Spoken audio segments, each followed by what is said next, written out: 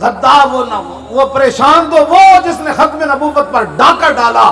پریشان تو وہ جس نے گستاخ رسول عورت کو چھوڑ کر اس پر ناز کیا، اور پریشان تو وہ جس نے قرآن و حدیث نصاب سے نکالا، پریشان تو وہ جس نے مسجدوں سے سپیکر اتارے، پریشان تو وہ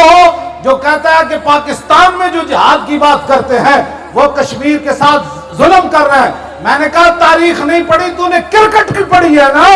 اگر تو نے اسلام کی تاریخ پڑھی ہوتی تو تجھے بات نہ کرتا جہاد کے خلاف۔ جہادی سے تو مکہ فتح ہوا، جہادی سے تو محمود غزنوی نے سومناتھ کا مندر توڑا، جہادی سے تو صحابہ کرام نے 2 سپر پاوریں گرا کے رکھ دی، جہادی کی وجہ سے صحابہ نے سمندروں میں گھوڑے ڈال دیے، جہادی کی وجہ سے حضرت سعد نے دریائے دجلہ کو فرمایا ہم جہاد کے لیے جا رہے ہیں، راہ دے